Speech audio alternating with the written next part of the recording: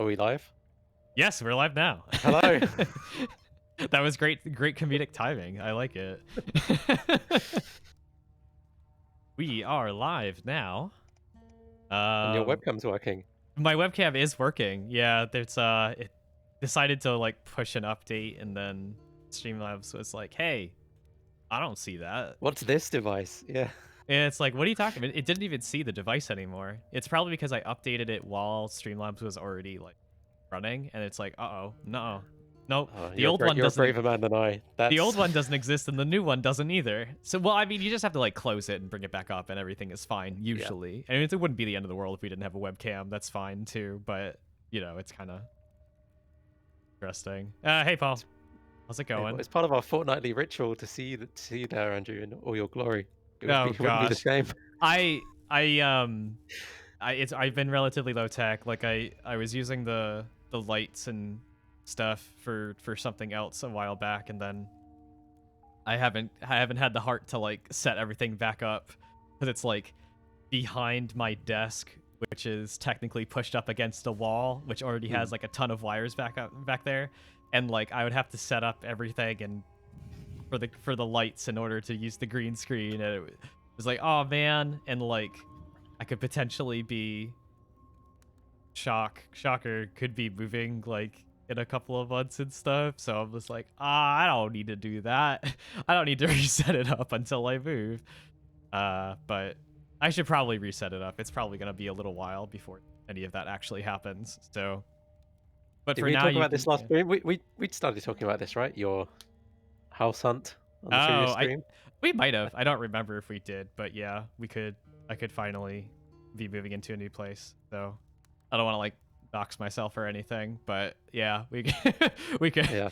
we could Or be. jinx it, right, until it Yeah, happens. no, not now. With everything the way it is now, there's nothing we could do because if I jinx it or whatever, there's like legal ramifications, not for me, but for the seller. So like I'm good. Like we are all set.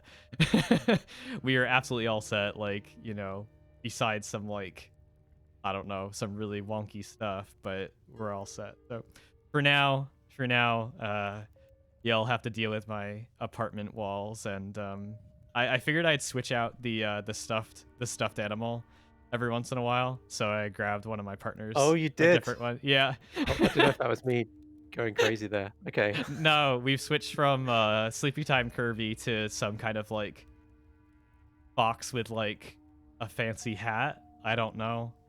I don't know if it's like a pork pie hat or whatever you call it, or I don't know what it is. It's a very small hat, but um, I yeah, see. Is this like a named character that I should know? I don't know. I looked at it. Let me go look at. We still have like the tag on it for some reason because I love taking tags off of things, but my partner does not. So hold on.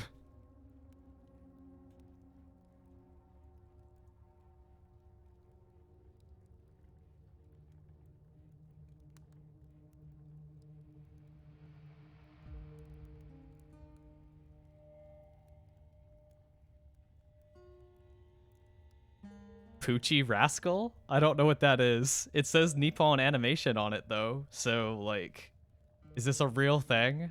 Someone has to confirm that Poochie Rascal. It's like Puchi. Poochie Rascal. I Gucci never looked it Rascal. up. So I'm seeing. Oh, is I'm this a sure real I've seen thing? this character. I'm sure I've seen this character before. Okay. That's news to me because I have no idea what that is. Rascal the Raccoon by Nippon Animation. Oh. Oh no, this is a real thing. Okay. Poochie Rascal, Japanese kawaii candy, Japan. It's very cute. It looks like a, what is it, like a Sanrio Yeah. character. Yeah, Rascal the Raccoon. But that doesn't look like the animation. It looks like a chibi version of the actual animation. That's interesting. Because that's from like based on the 1963 autobiographical novel Rascal. Um I guess it's I don't know what's okay, I just read something really weird, but anyway. Poochie is like small. I think Poochie is like chibi. I think it means the same Oh, thing. okay. So it's like, hey, it's Rascal, but cute now. Yeah. So, Speaking of which, chibi Steamhounds. Let's do oh it. gosh, we'll get chibi Steamhounds at some point, maybe for like emotes. I'm sure we'll do that at some point, or someone will do that eventually. It would be quite interesting to see some of the hounds in different art styles, like That's wildly true. different. Yeah, I'm sure that'll happen at some point. I really want a cute berserker, um, like with the new design that no one has seen yet. When where you pull the cord on the back and it It makes goes. sounds. That would be really good. Is that a preview of the sound effects? Because you know that Andrew is No, making the sound effects for all of our characters, so I know. Like a couple of years ago, I made a joke about having some kind of like switch in the options menu to change all the sound effects for like mouth noises and stuff. But yes. if I would ever have time to do that, that would be pretty amusing to do. Not that they're already out, that there isn't already some mouth noises going into some of the sound effects. So highly processed, artfully masked. Yeah. Yeah, I have heavily processed mouth noises. So because sometimes you got to do it yourself. So I feel like the human voice must be a pretty diverse instrument, though, right? In terms of making sound effects, yeah, really got a pretty crazy range and like specificity that you can do to it. yeah, Certain little definitely. articulations and stuff like that.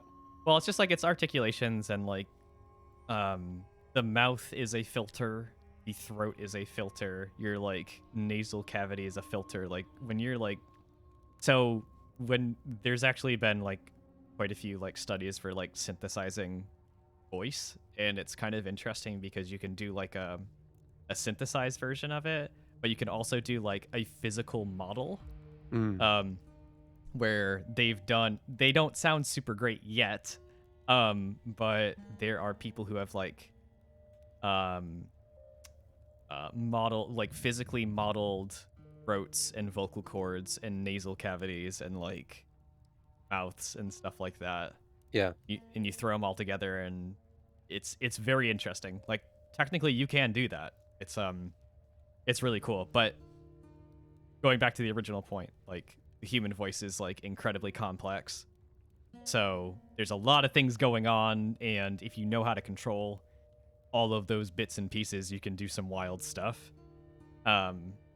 So I mean, there's been some very famous sound effects artists.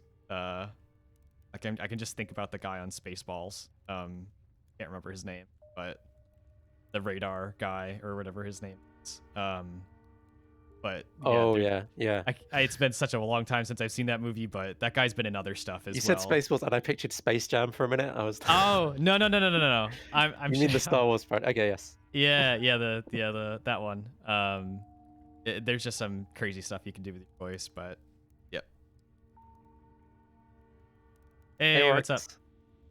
And hey, Fen, what's your preferred sushi? We'll see what kind of sushi eater Fen is. It's always interesting what people are into with sushi. My local supermarket recently got a little sushi counter. Normally, supermarket sushi is not good. Yeah, subpar. But this was actually like pretty passable. Like Yeah. it's one of the few things in lockdown that's like I can go and get like a passable like calamari ginger salad. They do. It's not too bad. Nice. Oh man, in this household we're a really big fan of like seaweed salad, with just like a little bit of like sesame oil on it as like a side to like sushi and sashimi and stuff like that. Big fan. But yeah, like we're really big into like sashimi, just like the cut of meat and then the rice. That's like very simple, very, that kind of stuff. Like not to say that like rolls aren't also good, but we just like really like the quality meat, because we don't really eat meat almost ever. So when we do get it, we want to make sure that it's really good and it's not like masked by like American American sushi rolls, which have like cream California cheese and rolls and all that stuff. avocado. Yeah. Yeah, and not to say that those are bad. They're good, but it's a different experience, and Mm. you don't really taste like the core ingredient. So Oh, yeah, okay. yeah, So it yeah. turns into unagi, into the eel. Nice, Yeah, nice, that's pretty nice. great. I've had some really good unaju and that kind of stuff. Man, there's one thing that I've tried liking that I still can't. I don't know. I've had it multiple times, and this is especially true for my partner. Is it sea urchin? Oh yeah, Um, like the orange stuff. yeah, I just never really liked it, and then my assumption is that if we get it in Japan, we'll like it maybe. I mm, I don't know. Like It's a tough one. I've had it, Yeah. and it's like it's never crossed the threshold. Like I've had really good stuff, and it's been fine. And Yeah. anything worse than that is sometimes unpleasant. Like I've never had it like genuinely like really really good. Yeah, yeah, yeah. Yeah, Fen, sea urchins. We have the sea variant of urchins. Just made that connection. Yeah. Nice. A little bit Steamhounds inside joke right now. But yeah, no, it's just one of those things like we like everything, Mm. and it's just weird that we don't actually enjoy that because I think almost anything prepared well can taste really good, but man, it's just the sea urchin we have a hard time with. So, Yeah, that's fair. I mean, it's not the most visually appealing I mean, thing either. that brings me to the other thing, which when we go to Japan, I want to get some like fresh natto. Well, fresh is a term that is not. It's kind of an oxymoron with natto because it's like fermented, but like I love natto. I know you do, and Oh, I have I yes, talked about you've this at gone length through that before? Okay. before. I've never had it. I really want to because I like trying new things, especially food. But I don't know. Hopefully, I can get through past that texture thing. If you like fermented stuff in general, Yeah, then I I think guess. you'll really like it. Yeah, I mean, I like pickled stuff a lot. I'm trying to think of the other stuff that I've had that's like truly fermented, and Well, you know, the like anything that's a little bit funky, like kimchi or like blue sure. cheese or anything like that. Oh, totally. Yeah, I've never. The only fermented thing that I've had a problem with was just like straight century egg by itself. Oh, I've never tried it. How is it? It's it's kind of like Gross. feet. Okay.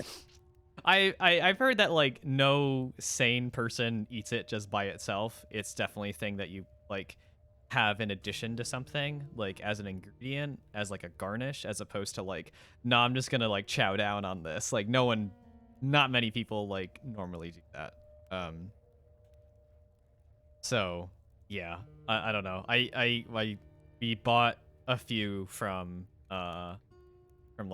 market once, and we're like, all right, I want to try this. Like, where else can I get this? And I'm like, this was a bad idea.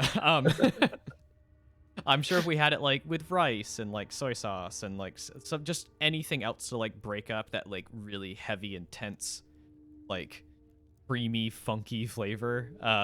Yeah. Like Is it the kind of thing you have with alcohol? I don't know, it might be. Maybe. Yeah. I'm Is not it? sure. Urchin is a Middle English term for hedgehog. Hedgehog. No, I That's love that. I interesting. didn't know either. I wonder if there's like some creative like slang for stuff that has to do with that. Because Jason, you've talked about different slang that what your grandmother used Yeah, for. so I asked her for like old timey words. She gave me mudlark, It's which so is a good. term for people who would play around like in the mud of a river, like scavenging for stuff. That's so good. I love it. Sea urchin is an ocean hedgehog. Yeah, I love I mean, urchin as a honestly, word. that's pretty close. Like I'm trying to think of like the other ways that people have like named animals and stuff like that, and to be honest, that's pretty accurate. dogfish, catfish, stuff in the sea just gets relegated to being the ocean version of a normal Yeah, exactly. Take what you know and dry just land put creature. Fish ocean. or sea or ocean in front of it. Yeah. Yeah, because you have like what, like zebrafish and like um sailfish, angelfish. Like it's Swordfish. always just Yeah. like there's nothing has its own like name. I mean, except for like shark. Yeah. Um Although there's other things like whale shark, which is just kind of like an Ouroboros of like sea creatures. Like it's like, do you know what this looks like? Well, do you know what that looks like? You're kind of out of luck if you don't know what both of them look like, or either of them rather. Um, all right, cool. We should probably go over these patch notes really quick. Even though I love talking about absolutely random stuff. Animals I mean, and food, two of it my comes down favorite to like things. furry toys and food and Oh man. All right, sweet. So, patch notes for this time around. We've got 0.4.23. Minor patch this time around, mostly focusing on building out those post-battle stats. Last patch, we kind of had the basis for that, which gave us that post-battle stat screen. And we've kind of made little, I guess, like sub-screen pop-ups for when you mouse over certain statistics. So with damage dealt, we've split that out into the two damage types, physical and elemental.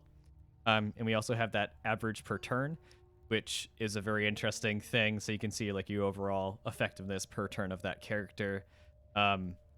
Underneath the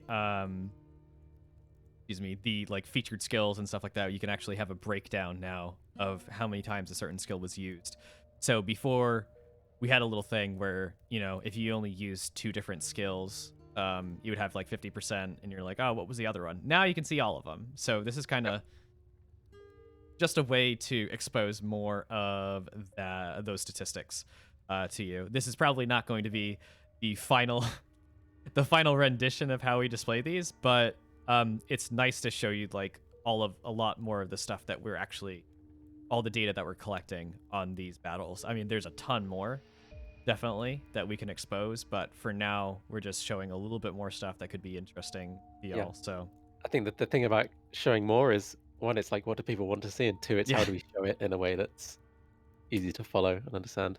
But right now, I think average damage per turn, we also have the same for healing. Average healing yep, per turn is pretty interesting, because that's a pretty, I guess, reasonable measure of your effectiveness. Because, you know, the game's so much about getting as much as you can out of your stances, which is essentially racking up higher and higher average per turn, right? If you trigger your stances more often, then your per yep, turn average is gonna go up, which generally means you're being more effective. So I guess it's somewhat the closest thing we have to like a overall like effectiveness. yeah. Yeah. And that overall effectiveness is kind of difficult to track in different like team-based slash squad-based Mm. games, because, you know, there's other games where there's a whole bunch of utility that characters bring to the table, and just like a character even just existing on the battlefield can wildly change the effectiveness of your opponent's strategy and might force them to rethink some stuff. So there's a lot of ways where like I love like post-battle stats, and I really love creative metrics that people come up with Mm. dependent on player and character behavior. Yeah. Um, Because and right now, some of the characters just naturally going to generate these stats. Like the berserker's going to farm damage output. That's just kind of what yeah, they that's do. what they do. But for the engineer, well, it's harder to say. With totem, it's probably even harder. You know. Yeah, definitely. And there's always like stuff that we can do at some point, which is just like how many times was their stance triggered, or like their stances triggered Mm. all overall in a fight, and that can kind of give you a little bit more of an idea of how those can factor into a strategy. Like, you know, use that stance, like I mean, I it'll really like impact that right things. off the bat. Just number of stance triggers. Yeah, yeah. There's definitely some useful stuff that we're currently tracking that we can still expose a little bit more, but it comes into a question of presentation at that point if we just have like a ton of stats. But we'll get there. We will definitely get there. Not to mention Um, the whole UI is oh yeah, currently being overhauled. the UI is definitely being overhauled. And we've made a little bit of progress recently as well. So people in the inner circle who are watching this Sunday, we will have a little bit more to show. Maybe we can tease that at some point in the near future. But for now, still under wraps. But yeah, we have some really talented artists, and we really like actually being able to start putting that into context, basically. But yeah, other things. We had a little bit of a bug where the chemist healing stance wasn't properly showing up in terms of like their healing done statistics in that post battle screen. Yeah, we caught that live on stream, I think, like Yeah, pretty we much did. straight away. Yeah, that was pretty quick, and also I believe we have added a button dispatch Yes, for continuing, yes, so it's a little bit more obvious about, you know, if you accidentally click somewhere on the screen and it goes ahead, then there's no way back. But since now that there's like a button, it's very clear that like if you press this, then you go on back to the main menu. So never fear. But yeah, that's pretty much it for all the stuff that we've done here. Again, as always, like some of these patches are probably going to be a little bit light for the foreseeable future, just because we have so many things going on in the back end. And yeah, that's all I have to say about that. It would be, I'm sure like everyone who is here is kind of like, we treat you guys as the inner circle because we've got some very devoted fans here. So at some point you'll be able to see the fruits of our labor. yes. And we're very excited to do that. But it'll be ready when it's ready. Soon, yes, very soon. And I'm sure there will need to be lots of testing that's going to happen. Yes. We will extend that demo a little bit more. I'm sure we'll start doing that once we have more of the single player stuff in there, just in terms of like Yeah, these are like like the battles. Once people can play all the way through the single player and really get more or less the full experience. Definitely for feedback and for like people to catch bugs and stuff. Yeah. I think we'll be sharing that to the chosen few. the chosen few. And if you're wondering if it's you, yes, it is. If you're wondering if you're considered the chosen few, you probably are. So Yeah. never fear. But yeah, Cool. that's what we got going on. Shall we get into a couple battles? Yeah, I think so. I definitely think so. So yeah, I guess first come first served. Throw a link into the Toss that in. chat. So yeah, you say things will be a bit light the next few patches, and that's true, but there'll still be some interesting stuff added. I think we're going to be focusing on maybe a couple more terrain hazards and objects Yes. rolling out over the next couple of months. That's probably what we'll focus on while we scurry around in the background frantically trying to put the game together. Yeah. We've talked about a few terrain objects / power-ups or of varying natures. So that's probably what we'll do. I mean, it's fun stuff that changes up how the game is played, but surprisingly enough for us, it's usually it's a little bit lighter of a lift. So it's not that bad. I think what I'm going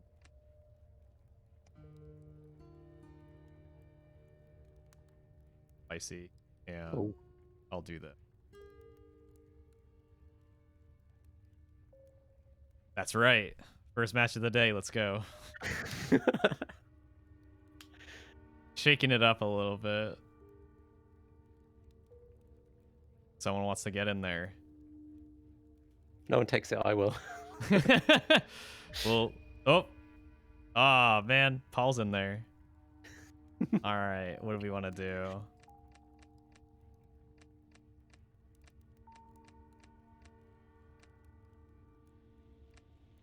All random, all default, ready to go.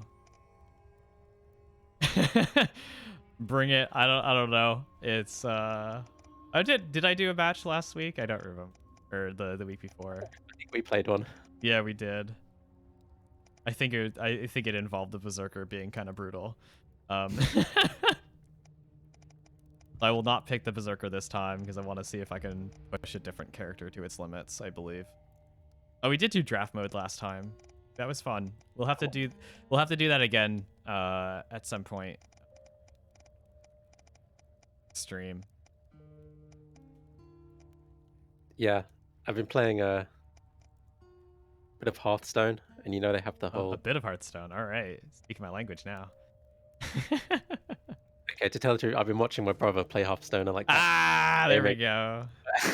It's one of those games where I feel like I get 90% of the experience. You definitely do. Backseat. Yeah, that's understandable. So playing the what's it called, the Battlegrounds one, the one with the like the. Oh, auto. the drafting one. Yeah, the auto chess variant. Yeah. That's very fun, and it's very cleverly put together. There's some neat little Yep. mechanics and systems in there. It's giving me more of a taste for some kind of cool drafting. So even how at the beginning, like it presents you with a couple of like heroes to choose from. Yeah. Even something as simple as that, right? Just having one character locked in to your Steamhounds team might be an interesting mode there. Yeah, yeah. There's also I remember at some point we were messing around with some stuff and I was thinking about like a hero mode where one of your characters gets like juiced up stats, but if that character dies, you lose, basically. Like a captain, so to speak. It's cool. Yeah, there's a gosh, what is it? In Magic the Gathering there's like a commander mode, I think it's called. Yeah, it's called Commander, I believe, where you like start off with like, or you have like some kind of super. It's been a long time since I've played. Yeah, you know, we could do that pretty easily. I'm just thinking how things are arranged. Yeah. That could be done without. I don't want to promise it. Okay, I'm getting excited about it. Oh man. Commander mode specifically, right? Because nothing would have to change in the UI. Like you could, it would just be whoever's first on your team would get that buff, and if they get killed, then you know we could give them effectively like the last one standing bonus or something, or yeah, that's true. auto regen, or we'd have to figure out what that buff would be. Yep. And then just have the win condition be them getting taken out. Yeah, yeah. We could totally do that. And now I want to. Yo, thanks for the follow. Kisten. Like, oh, yeah. I'll switch over to the mode. Actually, I'll switch over now so you can actually see what I'm doing. I didn't want to give any